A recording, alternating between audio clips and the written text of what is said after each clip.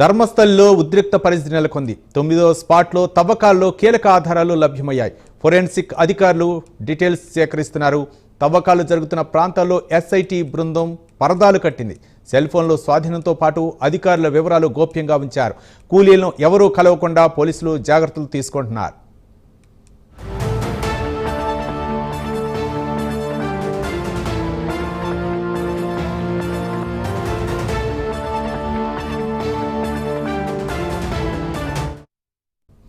పంతొమ్మిది 1995 నుంచి 2014 మధ్య ధర్మస్థలంలో 100కు పైగా మృతదేహాలను, ఎక్కువగా మహిళలు, మైనర్లను రహస్యంగా ఖననం చేశామని, బలవంతం చేశారని మాజీ పారిశుద్ధ్య కార్మికుడి ఆరోపణలపై పోలీసులు కేసు నమోదు చేశారు.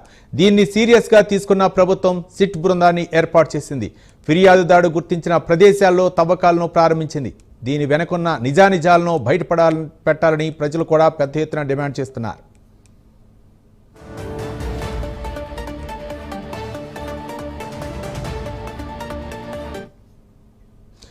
ధర్మస్థలంలో జరుగుతున్న పరిణామాలపై అక్కడ మాజీ పారిశుద్ధ్య కార్మికుడు ఇచ్చినటువంటి సమాచారం మేరకు పోలీసులు అయితే మాత్రం అక్కడ విచారణ చేస్తున్నారు.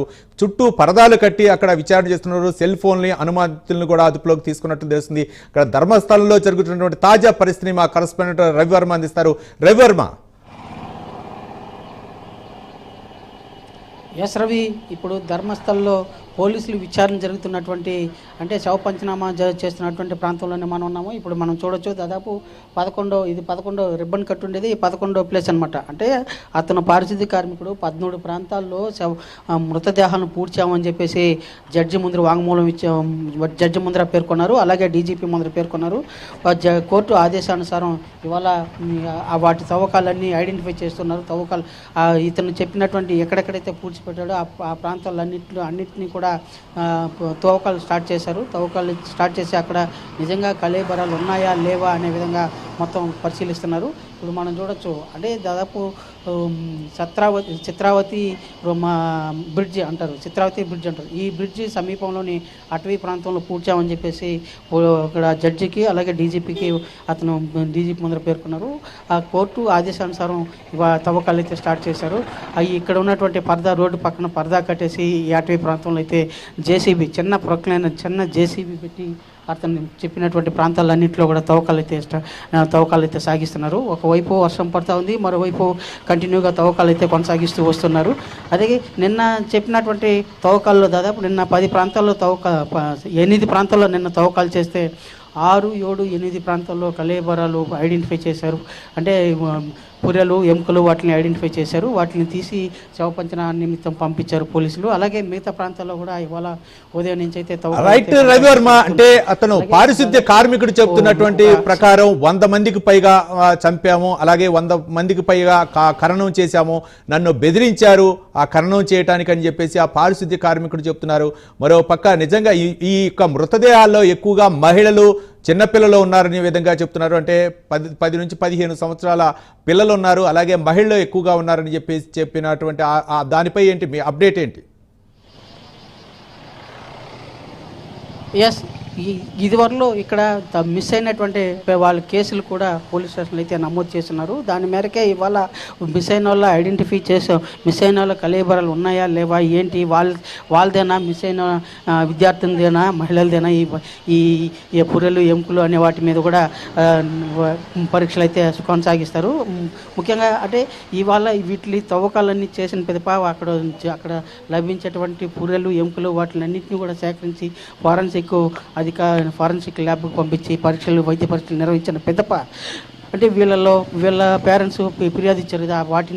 వాటిని పరిగణలోకి తీసుకొని వాటిని ఫారెన్సిక్ ల్యాబ్ రిపోర్ట్స్, వాళ్ళు ఇచ్చిన రిపోర్ట్స్, అలాగే వాళ్ళ పేరెంట్స్ ద్వారా వాళ్ళ యొక్క రిపోర్ట్స్ని తీసుకునేసి వైద్య పరీక్షల రిపోర్ట్స్ని తీసుకుని రెండింటినీ పరిగణలోకి తీసుకుని పరిశీలించిన పిదప వాళ్ళ పిల్లలైనా కాదా అనేది నిర్ధారణకు వస్తుంది.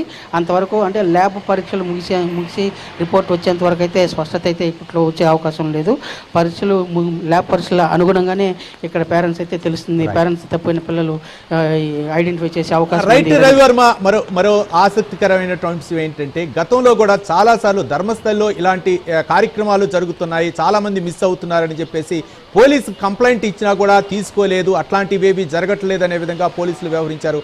ఆ ఆరోపణలపై కూడా ఏమైనా చర్యలు తీసుకునే అవకాశాలు ఉన్నాయనుకోవచ్చా రవివర్మ? Yes correct. మీరు చెప్పినట్టునే ఈ ఆరోపణలు కూడా ఇప్పుడు పరిగణలోకి తీసుకుని ఈ విచారణ అనంతరం ఈ రిపోర్ట్స్ వచ్చిన అనంతరం వాటిని కూడా పరిగణలోకి తీసుకుని రెండింటినీ బేరేజ్ చేసి కేసు కట్టి తదుపరి చర్యలు అయితే చేపట్టే అవకాశం ఉంది. అంతవరకు ఈ వర్షంలో కూడా ఇప్పుడు చూడొచ్చు మనం కొనసాగిస్తూ వస్తున్నారు దర్యాప్తు. ఈ విచారణ ఒకవైపు జోరున వర్షం పడుతుంది, మరోవైపు ఈ ల్యాబ్ కలేబరాల తవ్వకాలు అయితే కొనసాగిస్తూ వస్తున్నారు. ఇవన్నీ రిపోర్ట్స్ వచ్చిన తర్వాత మిస్ అయిన వారు వాళ్ళ పిల్లలైనా కాదా అనే నిర్ధారణకు వచ్చే అవకాశం ఉంది. రవివర్మ, అంటే ఒక పారిశుద్ధ్య కార్మికుడు ఇచ్చినటువంటి సమాచారం మేరకు ఇక్కడ దర్యాప్తు కొనసాగుతుంది. మొత్తానికి 100కు పైగా మృతదేహాలను అయితే మాత్రం ఖననం చేశారని చెప్పేసి చెప్తున్నారు. ఒక పక్క పోలీసు యంత్రాంగం ఎలాంటి చర్యలు చేపట్టింది, అక్కడ ఫోరెన్సిక్ నిపుణులు అవ్వచ్చు, ఇక్కడ రెవెన్యూ యంత్రాంగం అవ్వచ్చు. ఇవాళ పటిష్టమైన భద్రత నడుమ ఇవాళ ఈ తవ్వకాలు అయితే చేపట్టారు. దాదాపు మనం చూడొచ్చు, దాదాపు 25 నుంచి 50 మంది పోలీసు అధికారుల చర్య నడుమ ఈ తవ్వకాలు అయితే కొనసాగిస్తూ వస్తున్నారు. అదే కాకుండా ఈ రిపోర్ట్స్ తవ్వకాల్లో లభించినటువంటి పుర్రెలు ఎముకలు వాటిని ఎప్పటికప్పుడు ఫారెన్సిక్ ల్యాబ్కి అయితే పంపిస్తున్నారు. వాటి అన్నింటినీ రిపోర్ట్స్ అన్నీ వచ్చిన పెదప ఇక్కడ పోలీస్ స్టేషన్లో అంటే బెంగళూరు ఈ స్టేట్లో ఇక్కడ ఇంజనీరింగ్ మెడికల్ కాలేజీలో మిస్ అయిన విద్యార్థుల రిపోర్ట్స్ ఉన్నాయి, ఫిర్యాదులు ఉన్నాయి. ఆ ఫిర్యాదులను పరిగణి వాళ్ళ పేరెంట్స్ని పిలిపించి వాళ్ళ దగ్గర నుంచి బ్లడ్ శాంపుల్ ఎవిడెన్స్ అన్ని తీసుకున్న తర్వాత ఈ రిపోర్ట్స్ ల్యాబ్ రిపోర్ట్స్ రెండు పరిగణలోకి తీసుకున్న పెదప రెండు మ్యాచ్ అయితే అప్పుడు పిల్లలు మిస్ అయినట్టుగా నిర్ధారణకు వస్తారని చెప్పేసి ఇక్కడ పోలీస్ అధికారులు అయితే స్పష్టం చేస్తున్నారు. ఇప్పుడు ఆ దిశగా తాము తవ్వకాలు నిర్వహించి లభించినటువంటి వాటిని కూడా ల్యాబ్కు పంపిస్తున్నామని చెప్పేసి స్పష్టం చేశారు.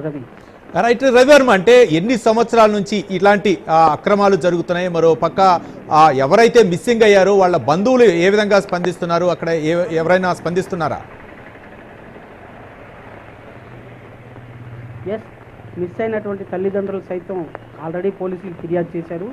నిన్న గత వారం క్రితం కూడా పోలీసుల్ని ఆశ్రయించారు. తమ పిల్లలు కనబడడం ఇది ఇచ్చి దాదాపు 2003లోను 2015లోను కంప్లైంట్లు ఇచ్చాము. వాటిని ఇంతవరకు మిస్ అయినటువంటి పరిగణలోకి తీసుకుని వాటి యొక్క వాళ్ళ ఆచూకీ ఇంతవరకు ఐడెంటిఫై చేయలేదు ఏంటి అనేసి మొన్న వారం క్రితం కూడా అంటే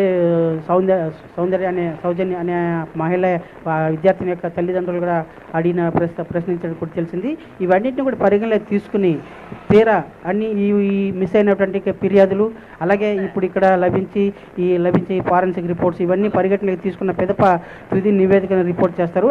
ఆ తుది నివేదికను అటు ప్రభుత్వానికి అటు కోర్టుకు రెండింటికి సబ్మిట్ చేస్తామని చెప్పేసి ఇక్కడ ఉన్నటువంటి పోలీస్ అధికారులు అయితే స్పష్టం చేశారు.